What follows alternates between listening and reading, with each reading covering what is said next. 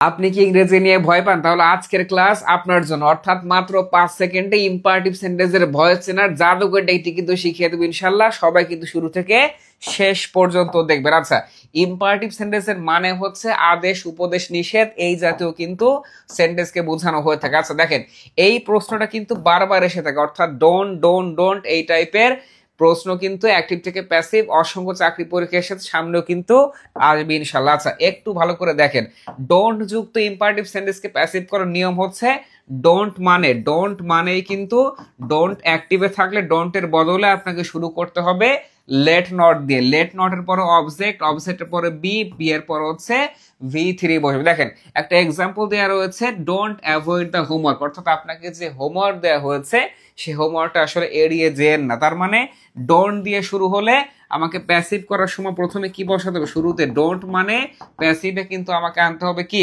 Let not. তাহলে আনলাম হচ্ছে লেট নট। লেট নটের পরে অবজেক্ট কোনটা?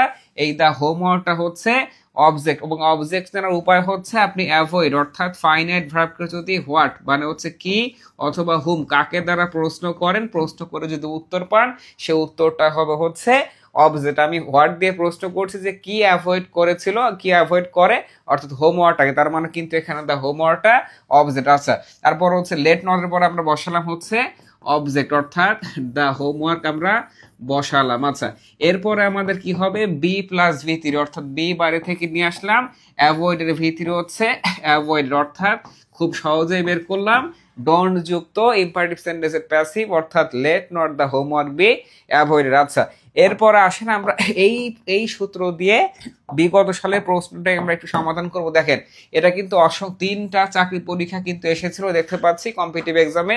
ডোন্ট ওয়েস্ট ইউর টাইম, তার মানে ডোন্ট থাকলে কি হবে? শুরু করতে হবে কি লেট নট দিয়ে। তাহলে মানে অপশনে দেখেন, অপশন এ তে লেট নট নাই ক্রস, বি তে লেট নট নাই ক্রস, সি তে নাই ক্রস, ডি তে কি আছে? লেট নটের পরে ইওর টাইম হচ্ছে অবজেক্ট আছে, বি আছে, V3 আছে, তার মানে কোনো কথা নাই, ডি উত্তর, দেখা মাত্রই উত্তর। এবার আসেন example number 2, don't close the door, অর্থাৎ ডোন্ট রয়েছে, ডোন্ট থাকা মানে কিন্তু আমাদের শুরু করতে হবে লেট নট দ্বারা। দেখেন অপশন এ বি ডি তে লেট নট রয়েছে, সি তে কিন্তু নাই, তার মানে সি আগে থেকেই ক্রস। আচ্ছা লেট নটের পরে কি বসাতে হবে? অবজেক্ট বসাতে হবে। দেখেন অপশন এ তে কিন্তু অবজেক্ট রয়েছে দা ডোর, অপশন বি তে রয়েছে, অপশন ডি তে কিন্তু আমাদের অবজেক্টটা নাই, তার মানে ডি ক্রস, তার মানে এ আর বি বাকি আছে। আচ্ছা এরপর হচ্ছে অবজেক্টের পরে বসাতে হবে বি প্লাস হচ্ছে V3, বি তে আছে কিন্তু এতে কিন্তু না, তার মানে ক্রস, উত্তর হচ্ছে বি। আচ্ছা এই রুলসটা যদি বুঝে থাকেন ইম্পারেটিভ সেন্টেন্সের ভয়েস ডোন্ট রুলসের, তাহলে একটু 3 নাম্বারটা, অর্থাৎ 3 নাম্বারটা কি হবে একটু জানাবেন যে ডোন্ট ওপেন দা, একটু জানাবেন যে ডোন্ট ওপেন দা ডোর, এটার আসলে প্যাসিভটা কি হবে? এ বি সি নাকি ডি? সবাই একটু কমেন্টসে উত্তর লিখে জানাবেন। আজকের ভিডিও এই পর্যন্তই।